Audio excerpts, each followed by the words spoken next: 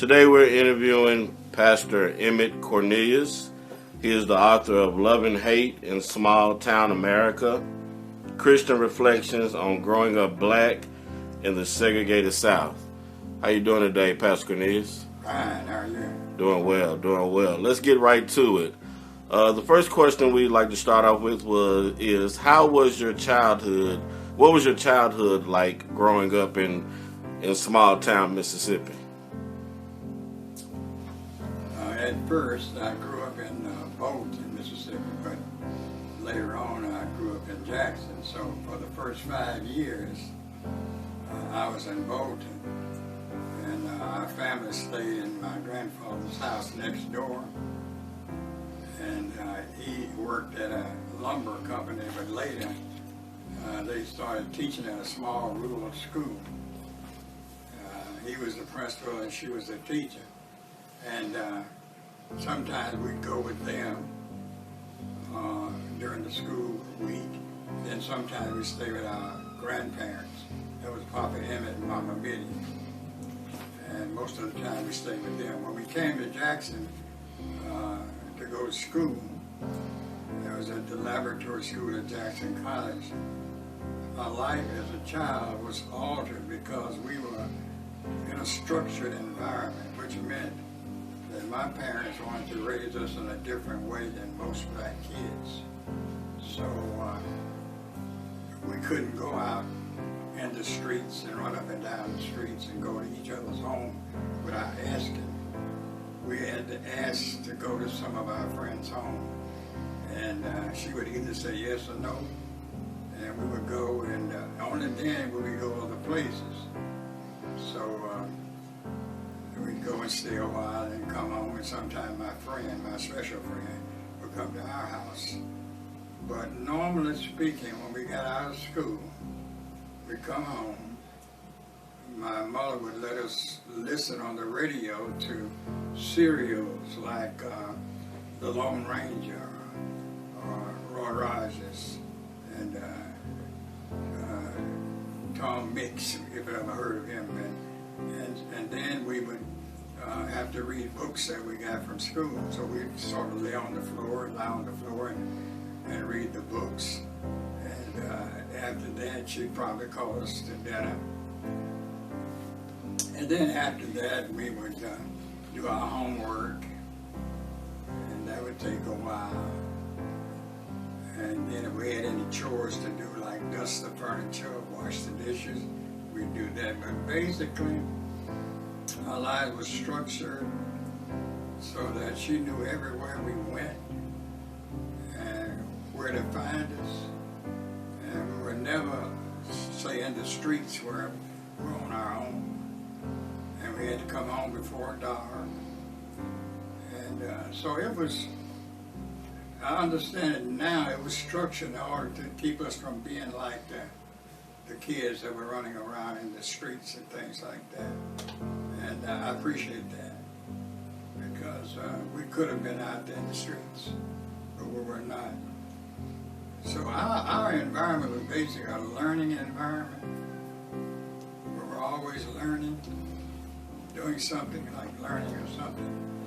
My dad would buy books on the World War II and airplanes, and I would memorize the airplanes, their names, their wingspan, and all that.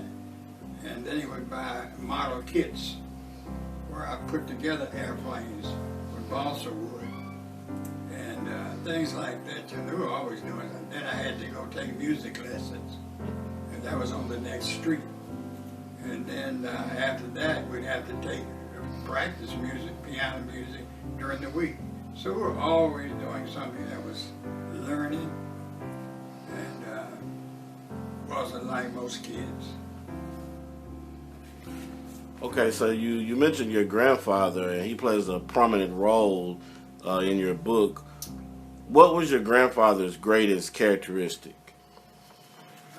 Probably his gentle manner and his politeness and courtesy to all people. And most of all, his godliness. He got up in the morning at 4:30 and prayed, and he always asked me, was I saved? He never stopped asking. And he was just a good, gentle, godly man. You know, he just loved him to death. Quiet spoken, very intelligent, and he had a lot of wisdom. A lot of things he could tell you, a lot of things he could talk about. You enjoyed every last bit of it. So he was just a different kind of man. But that was his family. We have a lot going on right now in our society as deals with racism. What did you learn from watching your grandfather deal with segregation and racism? I learned that you always had to have a method of survival. He had his way, and I guess it worked for him. Obviously it did. But you were in a society that brought a lot of fear, and you were afraid to say things, you were afraid to do things, so you had to know what you could say and what you couldn't say, what you could do and what you couldn't do. And that's the part I disliked about it, that it made a whole race of people just sort of fearful all the time, obsessed with fear. Suppose I say the wrong thing, suppose I do the wrong. An example would be, I had a friend who was about 19, and so he was driving his car and went to a service station. And the guy came up to him and said, "What you want, boy?" Because they pumped the gas in. And he told him how much gas he wanted. When he got through, he gave him a $20 bill. And he went back in the station and came back. And when he gave him the change, my friend said, "Thank you, boy." He pulled out a .22 and shot him 4 times. And he almost died. But that was, you had to know how to survive. You had to know not to say certain things to people, not to do certain things, not to act a certain way, because actually, even as a kid, your life was at stake. So racism was a horrendous thing for black folk. In your book, you kind of zoom in on the church and the church's history with racism. From your point of view, can you explain to me why the church has participated in a racist culture? And do you think racism still exists in the church? And if so, how? Well, I think somebody in the white church read the Bible wrong. Now, the reason I say that is because Paul never differentiated when he said that the gospel should go to the bond and the free, the Greek and Jews alike. And John wasn't mistaken when he said, if a man says that he loves God and does not love his own brother, he's a liar. And so we had a whole society of people who said they were Christians, who hated their own Christian brothers to the degree that they didn't even want to sit beside them or talk to them. And that is not the Bible. Jesus came to show forth the love of God. And when a person gets saved, they're changed completely. I don't care if they're white or black. Their whole nature's changed. They're no more segregationists. They're no more racist. They're God's children whose whole desire is to glorify Him. And one of the ways to do it is that they care about one another. But when one group of Christians hate another group to the degree that I don't even want to sit beside you, that is totally against what Jesus died for on the cross. And I can't figure out how Christians can't understand it when it's clear in the Bible that once you become a Christian, you're of another race, another group of people. You can't go by politics, and you can't go by anything else. You have to go by loving. So if a brother's black or yellow or red, whatever he is, he used to be loved by each other. And that was totally absent in the church, particularly the white church. Somebody messed up on what the Bible really said, and they know it. So I would take from your answer that you think racism still exists in the church. In some cases. Now, I hear some people talking about, well, you know, animals, certain animals stick together. And I say, You know, animals stick together because of instinct. They don't have a heart. They don't know what loving a person is. So they see another animal by instinct. They get to that animal. But human beings have hearts. And so even now, I think a lot of churches are making progress. There are a lot of preachers who are beginning to preach the love of Christ for all people. I listened to one on Sunday morning, and he doesn't in any way hesitate to say that God's people ought to love each other no matter what color they are. And he's got black choir members. You see blacks in his audience. And he's saying the church has failed. I said the same thing. It has failed. Its theologians did not tell them the truth. Its theologians tried to maintain white supremacy, the American way of life, capitalism, but did not try to maintain why God created the church. In your book, Love and Hate in Small Town America, you talk about how your granddad, being a Christian, influenced how he acted toward those who did not like or love him. What should a Christian's response to racism be in today's society? Somehow I would suggest, I have something in my book by a girl who was working in a drugstore. She was a white girl. And when I bought my goods, instead of her moving them toward me, she let them stay by the cash register. I had to reach over to get them. And I felt like she was being racist. And so I was getting ready to write a letter to the drugstore and tell them she doesn't need to be working there and why. And then after I left, I started thinking, I said, well, maybe she had a bad day. And then I said, well, she might need that job because she's got children and nobody else to support them. So I changed my mind. I did not write a letter to the drugstore. I just said, okay, I'm going to let that slide. Especially when I saw a black clerk doing people the same way. And so I think there are times we just ought not to respond to people that are being racist. I think we ought to give them a chance to show that they know how to love people, But if we're always hollering racism, it may not be racism. It may just be, I've never sat beside a black person. I don't know what to say. And so I want to give people the benefit of the doubt, that some people just don't know us and they're afraid of us.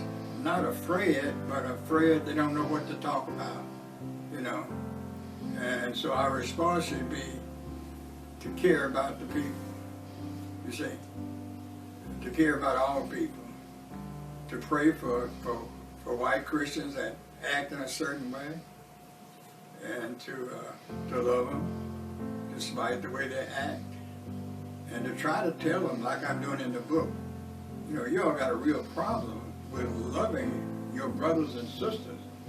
And then I always say, you love an Indian, like in our church, a dark-skinned Indian, he's okay. You love a person from Sumatra, they're okay. You love a person from Ethiopia, they're okay. But to love a black person who is descendant of slaves, you can't seem to do that. So I'm going to love you and show you the Bible does not say you can do that. That's my obligation. I want to help people. You talked about your childhood and what growing up was like, and you mentioned you spent a lot of your summers with your grandfather. Can you tell us a little bit about how that impacted you? Well, our line was so structured in our home that we just waited for the opportunity to get away. So in the summer, they let us stay for 6 days, from Saturday to Saturday. And it was just a totally different environment. My grandparents were so kind and so loving, and so we pretty much had the run of the place. And I would follow him around. He taught me how to milk cows and how to feed the horses, and how to pick butter beans and how to string butter beans, and he showed us how to pick cotton and gave us some sacks and went out there and picked cotton, and he would weigh that cotton and give us a couple of dollars, And just things like that. We'd wake up in the morning, she said, what y'all want for breakfast? She'd fix it. Whatever we wanted, she'd fix it. And it was just a great time. I guess it was a time without structure, where you could get up when you wanted to, go to bed when you wanted to, you play with the kids, and nobody worried about you. And just things like I enjoyed walking to town with him.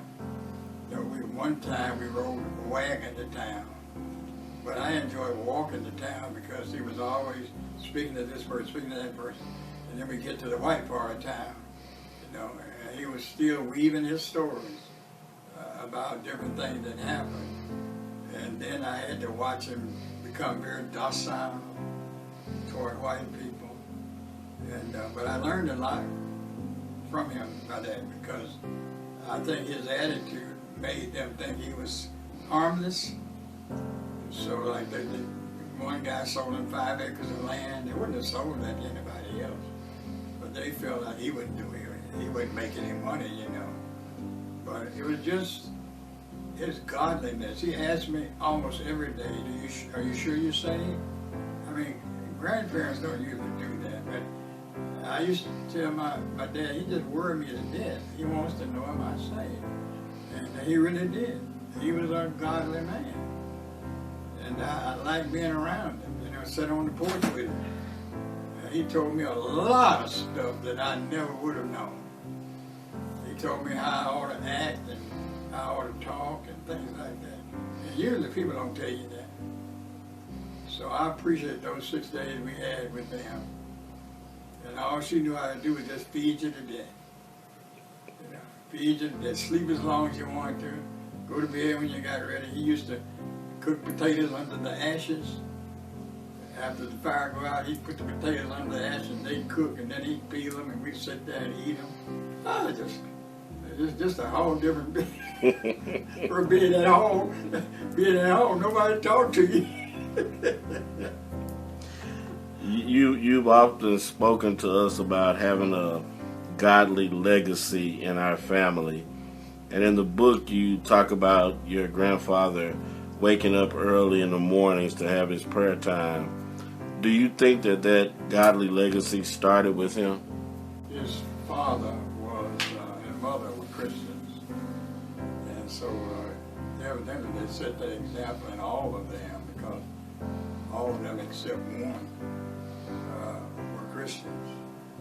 And they're the same kind of people, very godly and very gentle and sweet people, you know, except for one that he passed for white.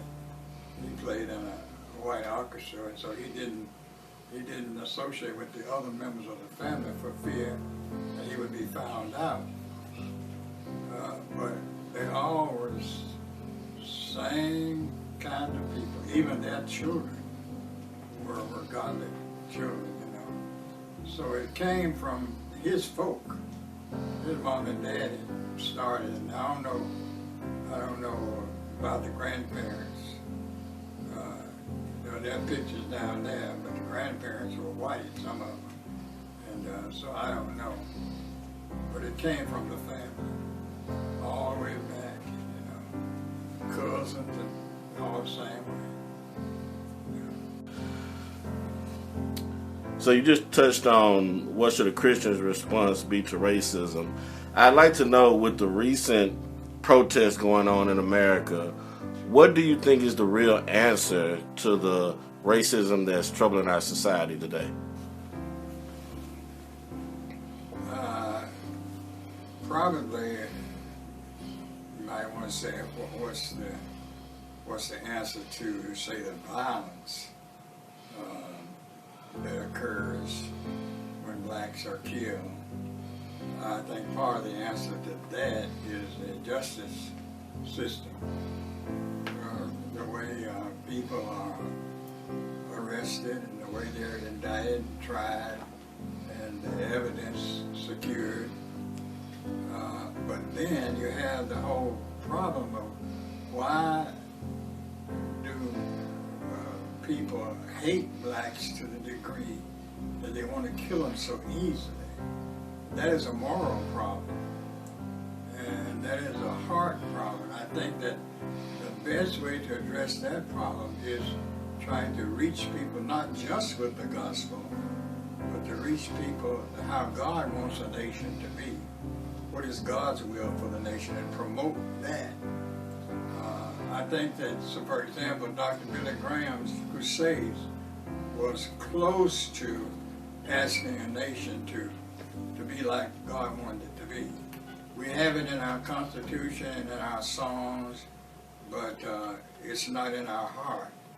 I think that's the preacher's responsibility, evangelist's responsibility, the Christian's responsibility in witnessing. That's in Christian businessmen's responsibilities to conduct their business right. I think it's in the capitalist system that we be honest. All those things are a part of it, you know. And I think idolatry has hurt America. I think we are wed to idolatry in this country. When you're wed to idolatry, you're not wed to God. And that's going to make the whole system bad. So I still believe the church is responsible for sending forth a message and not be afraid to say it, as I hear some pastors do. Now that doesn't mean that everybody's going to do it. Some things have to be legislated, that's for sure.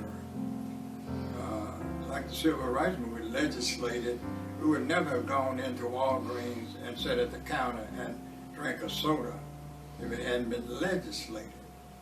But then you got to change people's heart. You know, if you go sit at a fountain and everybody see you sitting there, you're black and nobody else comes, that hasn't solved the problem. The problem is in the heart. So just like public schools, you say, okay, all little black girls, little black boys, little white boys and girls sit together. Well, it's like, okay, that's okay, but we'll find another way to do it. That's private schools, you see.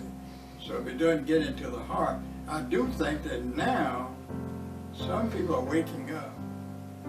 Even people who wanted to start private schools for that purpose are waking up to see we're not just supposed to be lily white. We're supposed to be for all kids, you know.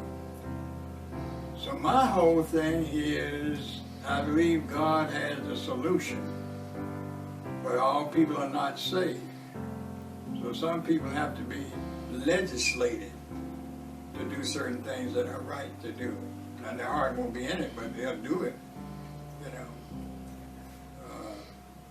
So my whole thing is the church.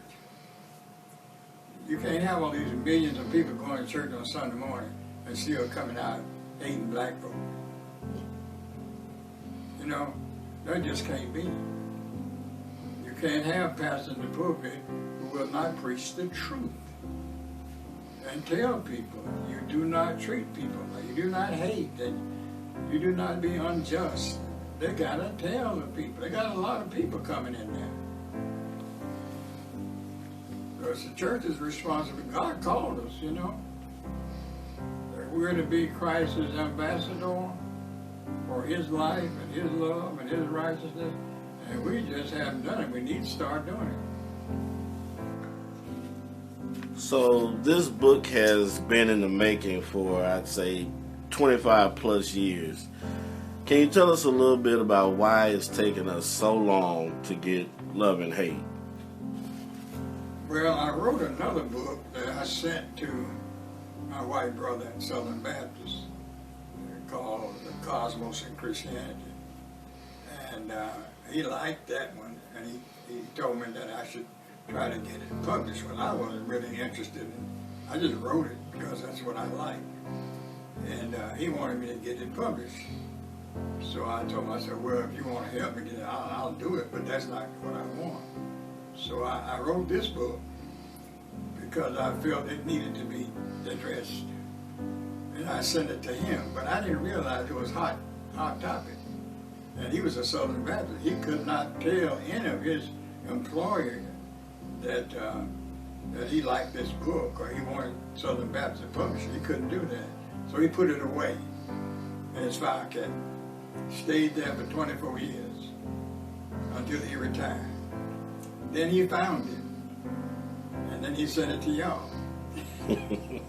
that's how it got. That's how I didn't even remember I sent it to him. And he kept telling me about this book of yours, and I said, I'm not interested in that book because it was about astronomy and Christianity. And he was talking about this book. And so when you all read it, I remember writing it, but I wrote it on behalf of my grandfather and our experience in that small town. So, last question. What do you hope readers will get from reading this book? I hope you'll get a better understanding of what it means to be a Christian. I'm really hoping that all people read it, not just black people, but white people. And they'll really say, oh, this is what it's about. This is how you love people, you know. And I had one brother that showed me that he knew how to love despite color, you know. We fellowship every week, and then he left town, and when he come back to town, we'd fellowship, we'd go to a restaurant to eat. He got some kind of financial bonanza, I guess, from stock, and he sent me $1,000 and said, I just want to show you I love you. And so if people start doing things like that and really mean it, he wasn't ashamed to be with me in public, you know, to eat with me in public, and my wife and his wife. Never was. But if people start doing that and start saying, I love all people, black or white, I want to treat them right.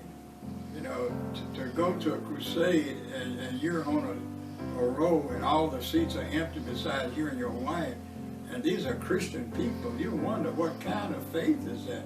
So I'm saying, one thing Billy Graham did, though, he started saying, you can't do this. And so if we can get folk to saying that, we can't do this. Actually, pastors got to do it. We can't do this, you see. And that's my hope, that churches that have condoned racism, pastors that have condoned racism, Christians that have condoned racism, my whole thing has got to stop. How do you think you're going to heaven hating people? And I'm just saying it's got to stop. You know, that's my message. All right, I know I said that was the last question, but I would be remiss to ask you this one here. After pastoring over 50 years, how do you think that's assisted you with your desire to write about Christian issues? Well, when you look at, I know now when you look at scripture, first thing you do is start thinking about them. And you say, I wonder how many Christians understand this. And so you take that subject and you write about it and explore it, where you can't do in the pulpit. And so what it has done is made me want to write, to explore issues in a way that's not like preaching. You can sit down and read it like a paper or something. It'll answer specific questions. Why did Jesus have to go back to heaven? And not just answer it theologically, but actually say why he had to go back, what he's actually doing there. And you got to believe that that's exactly what's happening. Because when your last breath comes, you'll find out. And that's critical. I think it's better than preaching, in a way. You know, because when you preach, you got to do it. You don't know who understands it. But when you're writing, you can explain everything, line by line, you know, and make observations about how we do it now and what we do now. And I like that. You know, I like that. The only problem is sometimes you lose your own desire to feed yourself on the Word of God. I found that out. That I'd been so used to feeding people that I lost my desire to feed myself. So I started back to feeding myself. And then I would come to things. Now I'm going to write about this. I got two more things to write about now. And one of them us, why did Jesus go back when he told his disciples, I'm going away to prepare a place for you. And I tried to find the place as John defines it, where you can't use ordinary language. And I also have another one I'm writing, and I'm going to put them out one by one. You know. So I'm not an author, I'm a writer.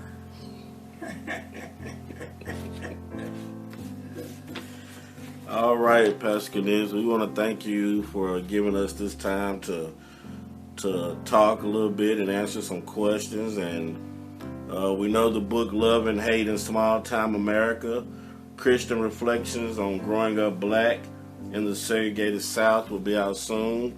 And we anticipate reading that book. Thank you. Tell people to be sure and read it. We will.